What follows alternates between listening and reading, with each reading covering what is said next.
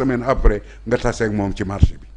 wala nga tas ko criminaliser de. mais criminaliser ko mais criminaliser c'est dans le verbe nañ ko appliquer sàcc bu ñu jàpp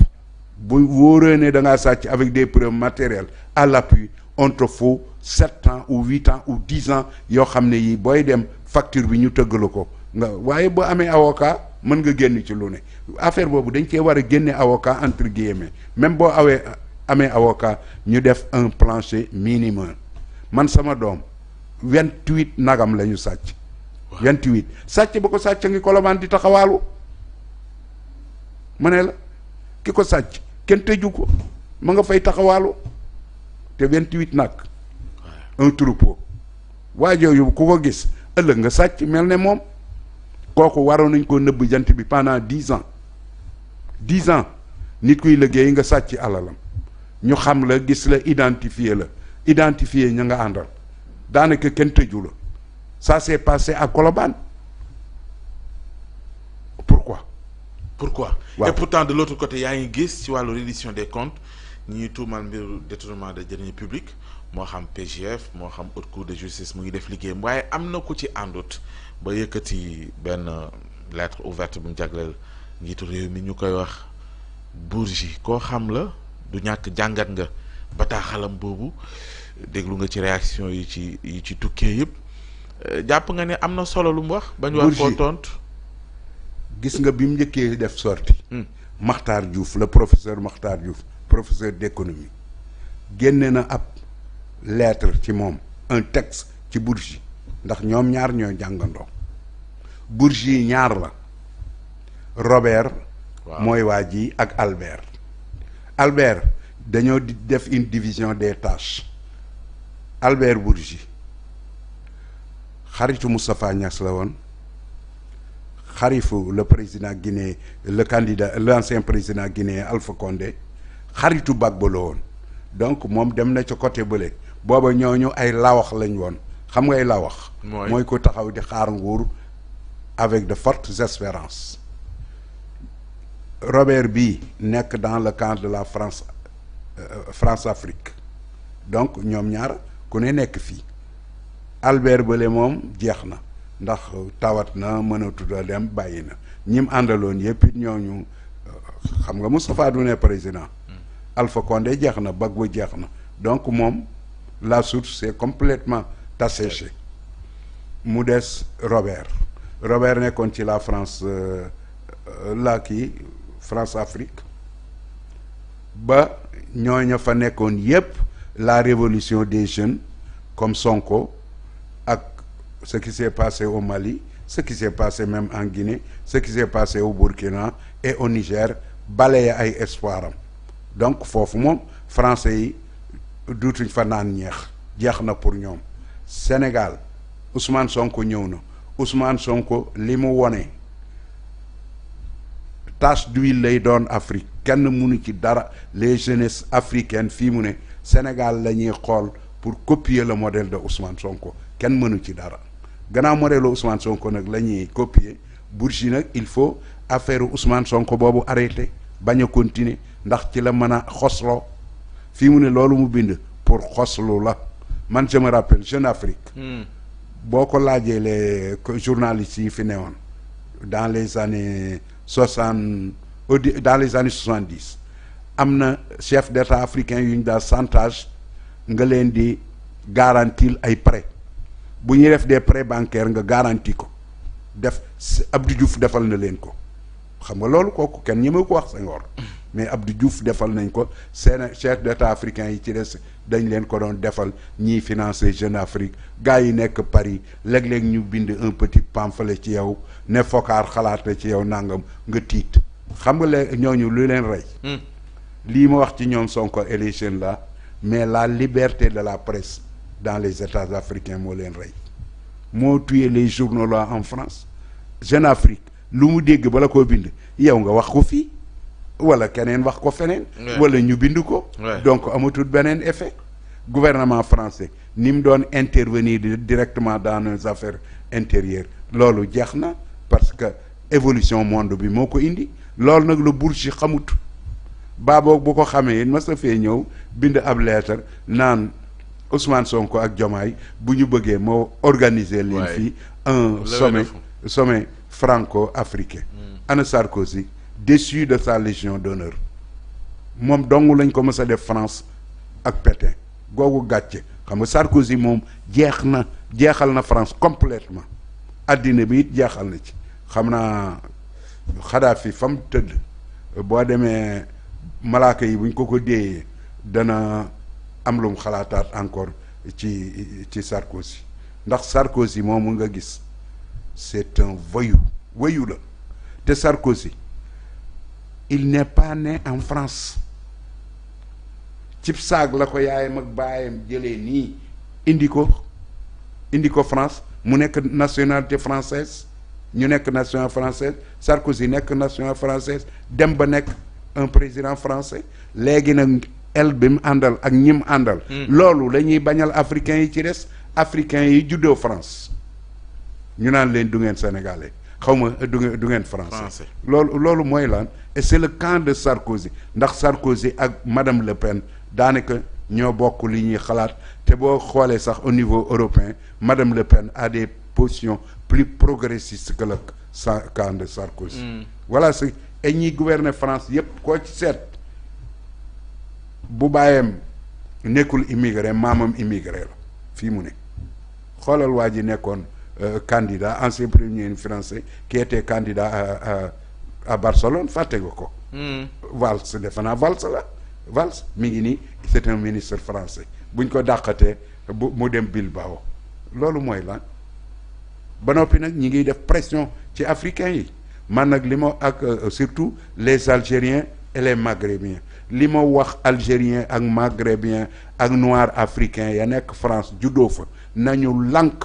inscrire massivement sur les listes électorales te def politique au besoin nañ jël ay armes xeex ak français yu weex yi tax ñoom dañ ne ku weexul rek doo français léegi nañ xeex ak ñoom parce que seul le combat paye nañu dem ànd ak kii comment il s'appelle la France insoumise waaw xeex ak français yi jël ngànnaay xeex ak français yi parce que buñ ko defut duñ ci génn maanaam ñi ngi leen di fetal di leen bundu xataal lu ne ñu dugal leen ca problème mu retraite africain yi sax ñi ngi koy bëgg a remettre en cause xam nga boo yoree retraite chaque 3 mois war ngaa dem pointé boo pointé aller retour lan moo ciy des et pourquoi retraite bi yaa ko liggéey ma am ko mais man nga fu la neex nga nekk fa wa nga fay ñu fi defal la ko virement mais ñu ngi koy remettre en cause loolu it maa ngi ci interpeller Sonko ak Diomaye xoolal ma kii comment ça s'appelle visa yi ni ñu ko defa léegi visa kenn mënatu koo am sauf quand tu rentres dans le marché des trafiquants de visas et les trafiquants c'est organisé à partir de l'ambassade de leurs ambassades pourquoi léegi man la politique étrangère boo ci boolee li Trump mujjee waaw mais ña ngay takk gaaye waaw centre de rétention yépp fees na mais Trump moom lii muy def au bout de 4 ans moom il est à partir te li wóor bis bu demee 2 semaines après gouvernement ba fay nekk ce sera pas un gouvernement de qui ce sera les républicains seront balayés après démocrates yi bu ñuy ñëw 1 semaine 2 semaines après ils vont tout foutre en l'air dindi ko mu jeex tandis que France boo fa defee loi yu mel noonu mën na faa yàgg parce que français moom bu mas na ma gis benn émission une française ñu ne ko yow pourquoi tu votes pour Marine Le Pen mu ne ouais je vote pour Marine Le Pen parce que mon voisin africain là il a une belle voiture et que moi j'en ai pas. ñu yaakaar ne malheur yi yëpp moom pour c'est l'étranger sénégalais yi nag gannaaw loolu daal noonu nun africains yi Union africaine bi ñu bëgg a consolider. Sonko di dem di wër. di wax. et puis wër la bu critiquer ci opposition bi. opposition bi ko critiquer dañoo xamul dara opposition bi moom bu leen Sonko ne woon kaay leen ma jël leen yóbbu leen àjjana ak ngeen toog fii di ma critiquer ñu ne ko bàyyi ñu toog fii di la critiquer te ñoom seen programme bépp mooy Sonko sol na costume bu rafet Sonko sol na dàll wu rafet gisoo ko wuy dox ni muy pante amuñu lu ñu wax amuñu ndax ñoom ñoo fi nekkoon ba démb ñii ñuy inculpé yépp ñoom la woon donc loolu dong lañ mën a wax. waaye xaalis bi moom li may wax Sonko. nañu ko génnee ku ko lekk buñ la jàppee na nga ko indi. te waxi Bourgi bi it duñ ko bàyyi duñ ko jàpp lim naan. mais Bourgi bëri nañ ci jàpp ñoo xam genre règlement de compte. Bourgi mën na dawloo bailleurs yi. Bourgi sénégalais la Bourgi sénégalais la lii mu def nañ ko woo na ko procureur woo. ah oui parce que il veut semer le désordre et le chaos au Sénégal par ses déclarations et nous priver du peu de financement qu'on pourrait avoir. Bourgi na ko procureur woo bu ko procureur woon ñu taal ci taatam sawara dootoo ko fi dégg. waaw père yow it la c'est la vérité. xoolal li mu bind lu tax mu koy bind presse bi fii mu ne foo xool Bourgi la ñuy ŋàññi na ko procureur woo bu ko procureur woon ñu inculper ko yolomal tuuti day daw te dootoo ko fi gis. kan moo ko fiy jox ab xaalis c'est que Bourgi boo seetee dafa yorutul dara boo seetoon fii mu ne wóor na mën a ay boro ko topp yorutul dara train de vie ba mu amoon amatu ko donc mu nekk bëgg a chantage mais Ousmane Sonko boo ko xamee du ku ñu chantage de gaynde gu tox la de dégguti jat de. moom Ousmane gaynde gu tox la dégguti jat bu yeboo rek nga bàyyi ko. waaw moom avec nii mu bëgg a defee Afrique sa vision. mënoo ko cee génne. oui ci Afrique mais ñu ngi ko annoncé aussi en Chine. pour yow dana am impact. waaw kooku nag mooy foofa sax la war a dem. ndax